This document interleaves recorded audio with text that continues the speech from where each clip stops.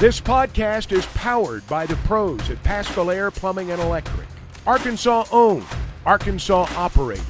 GoPaschal.com. I do want it to be duly noted that I got in here without a credential today. So it's the first time I've gotten through that door there after the news I heard yesterday. Thanks, Greg. I really appreciate the leadership he provides for us. I've been very fortunate to have 9 years. I mean, that is just crazy to think about. This is my 9th one of these, and you know, Greg has done a tremendous job from every meeting I've ever been in, from every issue we've ever dealt with the ever-changing flow of college sports. The guy's incredible in the room with us, and I appreciate it. And I enjoyed Greg's message yesterday about all the other sports in the SEC.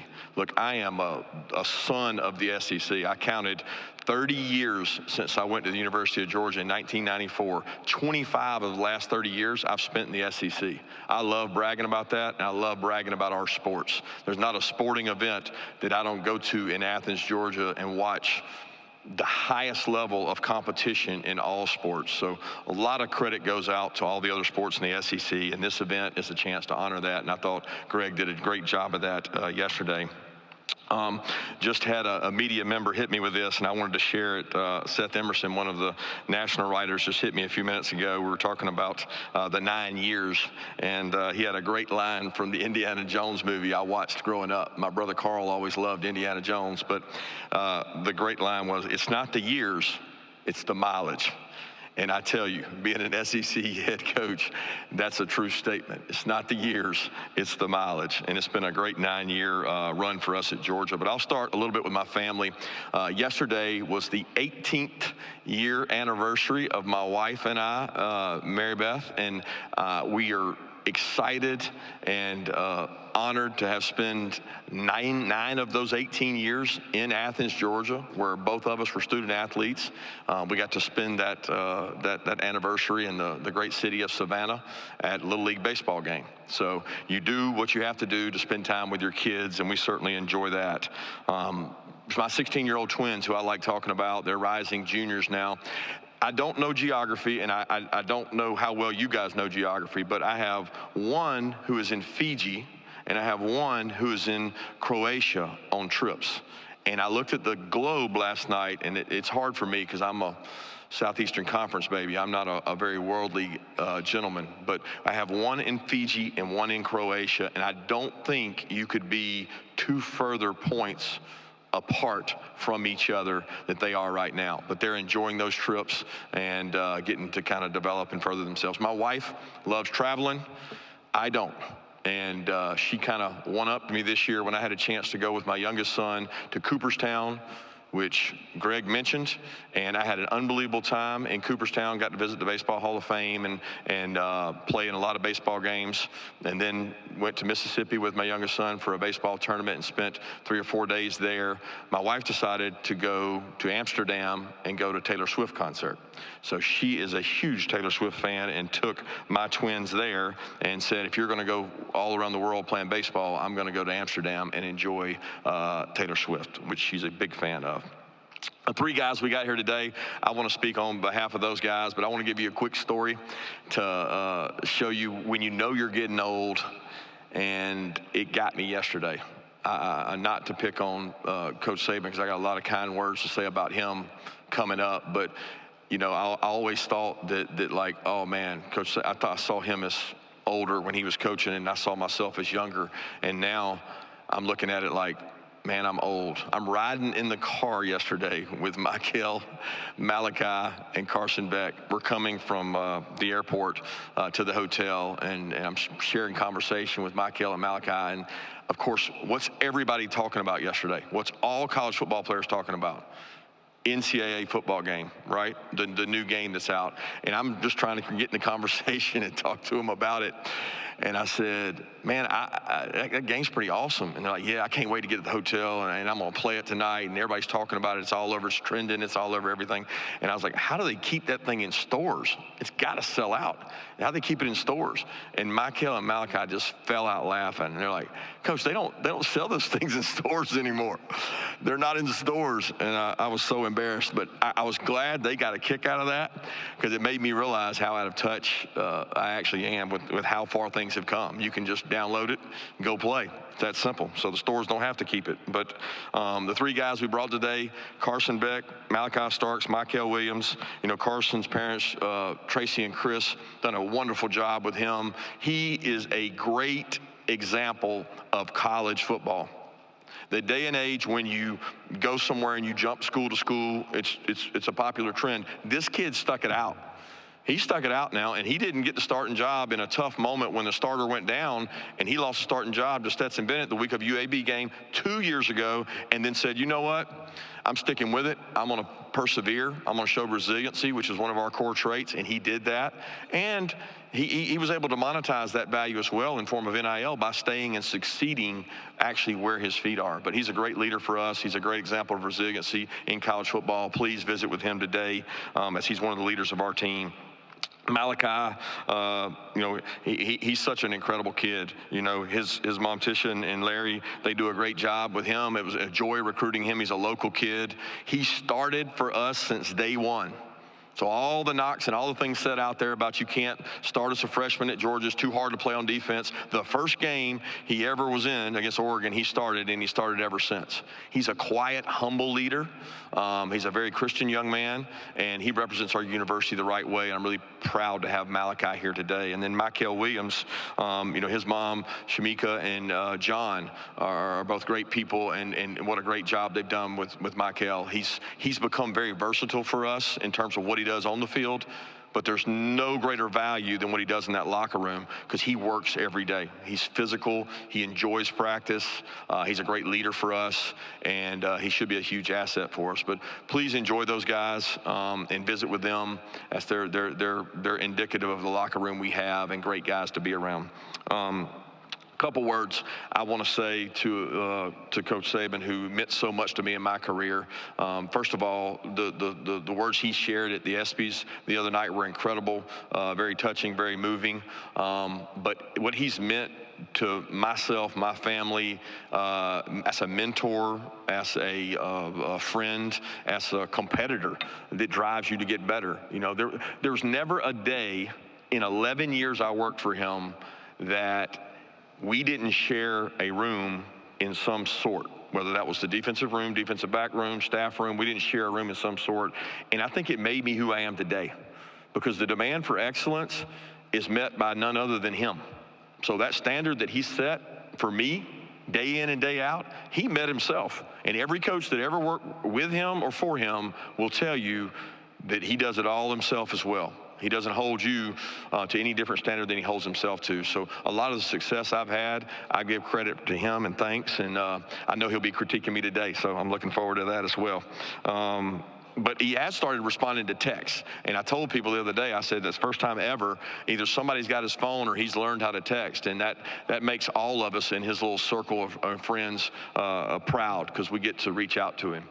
We're dealing with new challenges this year. We don't have a chip on our shoulder in terms of people trying to use that as motivation. I've never used a failure from the previous year as motivation, and I've never used the success of a previous year as motivation. We won't do that this year.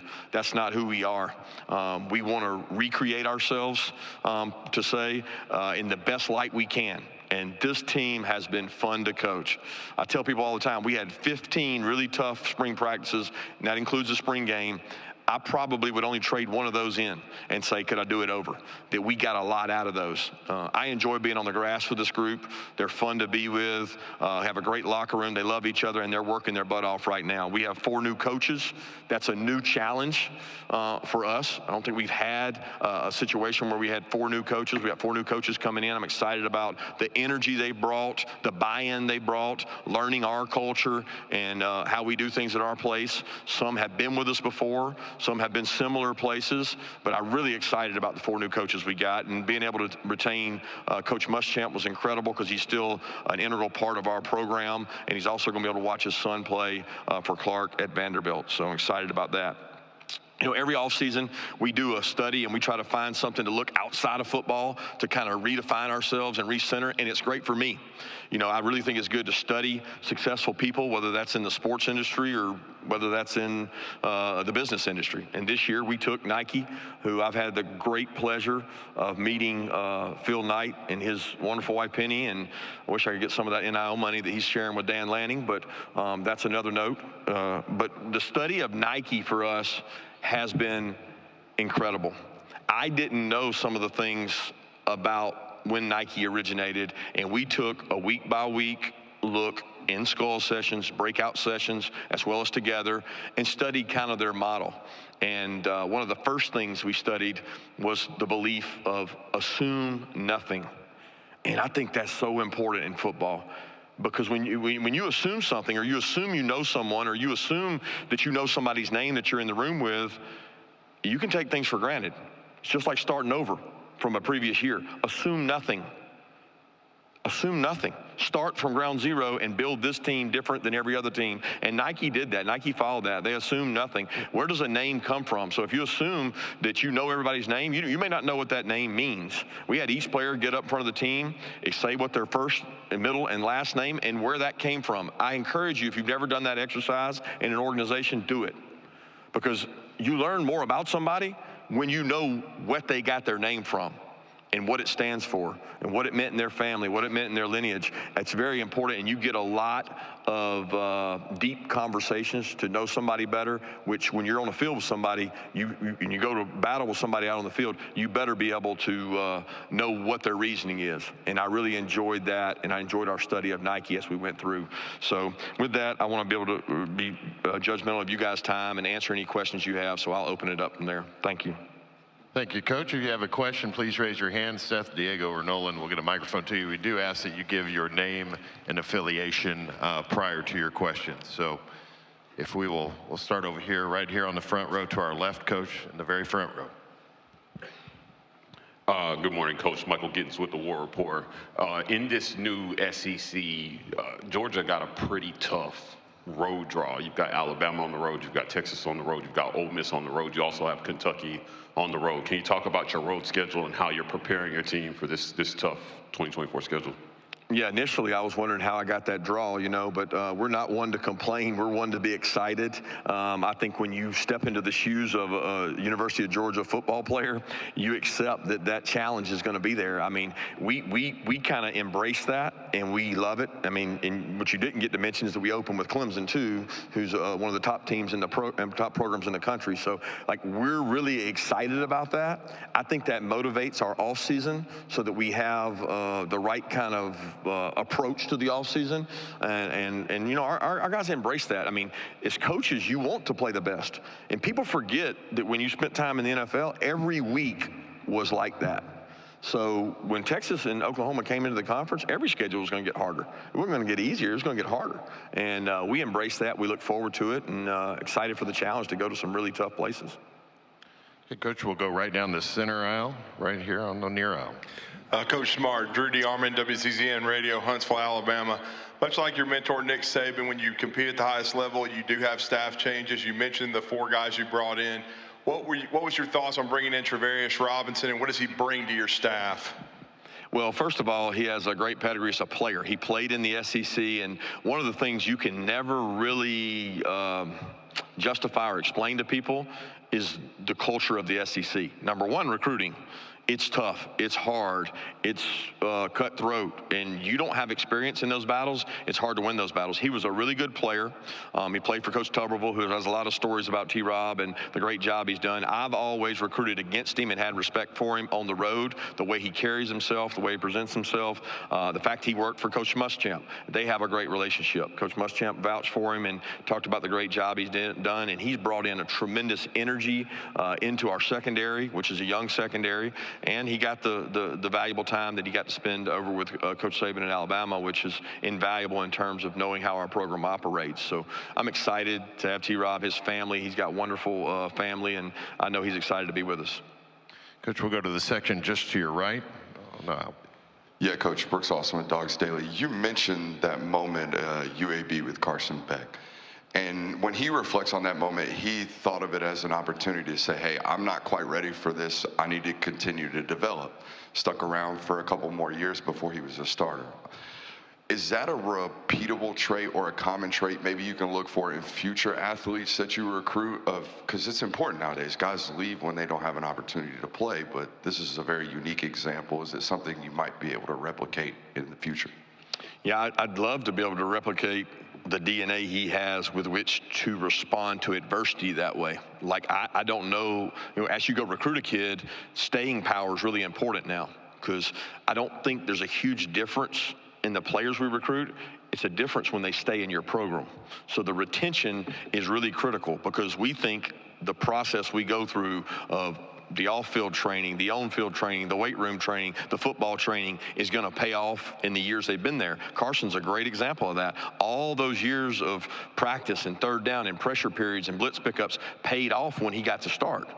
It's not to say he wasn't ready, UAB. He may have been ready. We felt like Stetson gave us the best chance to win that game, and he played lights out that game and never really looked back after that.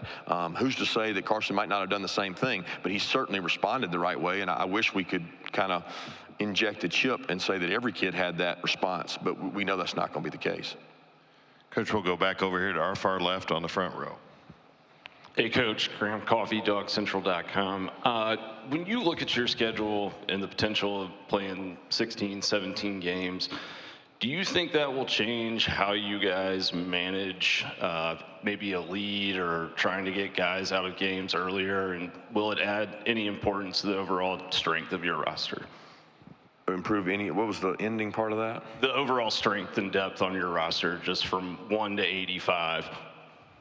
Playing the schedule we play in improving the strength of the roster, I don't know if that's the case. I think the way we go about practicing is critical. I believe in having a physical, tough camp. I don't think you back off from that. If you do, it may not matter about those games. If you're not physical enough at the line of scrimmage and you're not tough enough and you don't demand excellence, because during the season there's only so much we can do to create the toughness that we need at the line of scrimmage and the toughness we need as an overall football team. Camp is tough. And I think that's important, that it remains tough. We do have to be smart to stay healthy. We have certain areas of our team that we maybe have more depth than others, and you got to be smart and calculated about the risk you take of losing guys. But I think every coach is reflecting right now saying, okay, we may have a longer schedule. We certainly have a tougher schedule. How we play games is played to win. And how we play at the end of the games, if we have leads, we've always looking to get guys opportunity and grow players, a la Carson Beck getting into a lot of games when he was behind Stetson, so that they're ready when their opportunity comes.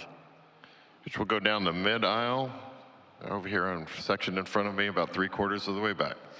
Hey, Coach. Rafael Cruz, Dog Time, and Lake Oconee News. You lost 3 senior leaders in Javon Bullard to Tyke Smith and Kamari Lassiter in the secondary. Who are some of the guys that are stepping in this offseason that you're excited about competing for those starting spots? Yeah, first off, I'll correct you there. 2 of those guys were actually juniors. They weren't seniors, and that's what really gets your program when you lose 2 juniors in one room that are excellent players and have been unbelievable kids within our program, and they love football. Now, they came to every practice this spring, and they were getting ready to get drafted, and they were at every practice cheering on guys, coaching guys, the right kind of guys to have around your program. So they're tough losses. We've got some good, young, talented players in the secondary. It's going to be really important they grow up fast. They're going to go against a really high-tempo offense in Clemson to start with. Our job is to prepare them. They get to go against a really good offense day in and day out with Carson Beck. So I'm excited about the guys we have in that room, and they'll step up to play. We have some experience at the safety position between Dan and Malachi, but it'll be the nickel position and the depth at those positions that's really critical. Going to the section right to your right, again on the aisle. Mark Richardson, Orange Bloods. Hey, Coach, how do you navigate the world of NIL where you have to participate in it to be competitive, but you also have players who lead with that and they just want to get paid? What are your conversations like with recruits and current players, and how do you navigate it all? Well, I think it's a mistake to assume that all players lead with that or that's the primary objective. I think that would be an insult to high school football players and really insult to all people being recruited, because I don't get to the finish line of official visits where that's the primary objective. If it is, we're probably not getting to that point. We're probably not going to be in the conversation if that's the primary objective. Is that one of the key decision makers? Yes. And should it be? Yes. I'm happy that these kids get an opportunity to improve their situation or make money and give back to their families, or in some cases, their communities. So that doesn't bother me at all. I have no problem navigating that. I've gotten less attached and said, you know what, if it's better for that young man because of a financial difference between us and another school, I respect that decision and opinion they have to make. I have to worry about the players that we do get. Okay, and I worry about the ones that we do sign, that they're the right kind of kids and they're coming for the right reason. That includes money, but it's not just money. Okay, we'll go down the center aisle and the section in front of me. Oh, John Hyde, Fox 7 Austin. Coach, you mentioned wanting to play the best. You have Texas this year. Do you consider them to be one of the best, and what stands out to you about them? Every team we play is the best that week. Please understand that. In the SEC, humility is a week away. I have a ton of respect for Sark and the job he does. We got to watch them play last year against several common opponents. Got to watch them play in the playoffs. They have a tremendous recruiting base. They do a tremendous job in recruiting. That includes NIL and everything included in that. So they're a big physical team. They're built like an SEC football team. So we're looking forward to an opportunity to come play them, and what a tremendous matchup it'll be. Okay, we'll go over here again to our left, second row.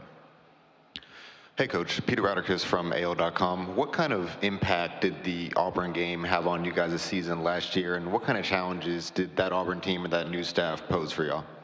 Well, let's start with this. Auburn is one of the hardest places to play in the world.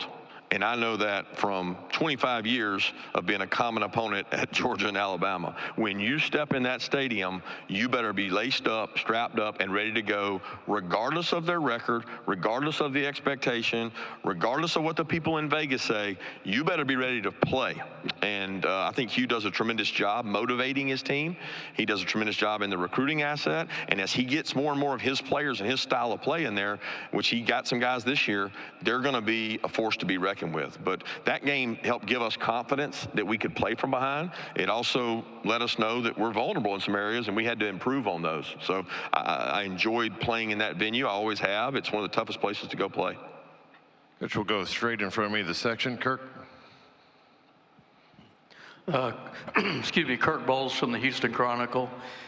With the 12-team playoff coming up, do you worry about attrition, because two teams will play at least 17 games? And do you think maybe abolishing the conference championship game for all leagues would help the matter? I'm not for doing that. I still find value in winning an SEC championship. The unique thing about the career that I've had in coaching, I've almost won as many SEC championships as national championships, and I've won 2 national championships when I didn't win SEC championships as a program. I mean, that's unique. I mean, it's not supposed to happen that way. So do I worry about attrition in terms of having more games? I worry about attrition having 4 teams. Okay, every coach worries about attrition, right? You have to do a good job of maintaining your roster, staying healthy, practicing the right way, being smart, and I think being a watchdog is part of my job. As I'm not a coordinator anymore, I want to watch the drills we do. I want to see how we practice. I want to make sure we can maintain health. It's hard to do in the SEC, but that's why you get an opportunity to recruit to 85 scholarships so that you have depth. Can you get your younger players ready faster than your opponent is a huge advantage. But no, I don't want to see the conference championship go away, because I think it's one of the greatest venues in all of college sports, in all of sports. I mean, the games that we've played in Atlanta have been some of the best, most memorable games that I've ever been a part of. And to take that away, I think that there's going to be teams that look back on that SEC championship, and it's very meaningful. And I don't want to take away from that meaning. All right, we'll go over here on our left along the aisle. Lawrence Holmes, 670 The Score, Chicago. Kirby, your defenses throughout your whole career have been incredibly innovative. I was wondering, with offenses evolving, do you react to them or do you want them to react to you? And where do you go for the inspiration? Do you go forward or do you go all the way back to the beginning of the game? That's a long question that I could spend a lot of time on, and I learned a lot from the defensive guy in the back of the room back there that you're always adapting. You have to adjust to them, but you have to dictate to them as well. If you sit back nowadays and let offenses dictate to you, they can do enough things to drive down the field and be explosive and make big plays and score quickly that it can become frustrating. You have to have ways to create negative plays. I think every defensive coach would say that. But I do think looking forward and backwards is really important. We have a relatively young defensive coordinator in Glenn Schumann who spends more time on Zooms. He loves talking football. He spends time with NFL coaches, high school coaches. Some of the best ideas we've ever gotten defensively came from great high school minds in the state that we were coaching in because they came up with really innovative ideas because they defend these offenses sometimes before we do. And I've always been enamored with that in-game adjustment of what we can give a kid or give a defense to help them against something they're doing. You're always reacting, but you do want to dictate at times too by the way you pressure and the things you do. We'll take one final question in the center aisle, about 3/4 of the way back. Coach Joe Gaither, BamaCentral.com. You've played a lot of great games against the University of Alabama in your time. How do you expect those matchups to change with Coach Kalen DeBoer in charge? I don't expect them to change. That's two great universities. I mean, you're talking about two teams that have been at the forefront of college football, and it's probably going to be that way for a long time. Both great universities, both committed. The commitment to excellence at both places is really high. The standard that Coach created there at Alabama and the standard we've created, those two are going to be matching up for a long time, and I think it's what's great about college athletics. BetOnline is your #1 source for all your betting needs. Get the latest odds, lines, and matchup reports for baseball, boxing, golf, and more. BetOnline continues to be the fastest and easiest way to place your wagers, including live betting and your favorite casino and card games available to play right from your phone. Head to the website or use your mobile device to sign up today and get in on the action. Remember to use our promo code BELIEVE, that's BLEAV, for your 50% welcome bonus on your first deposit. Bet online, where the game starts.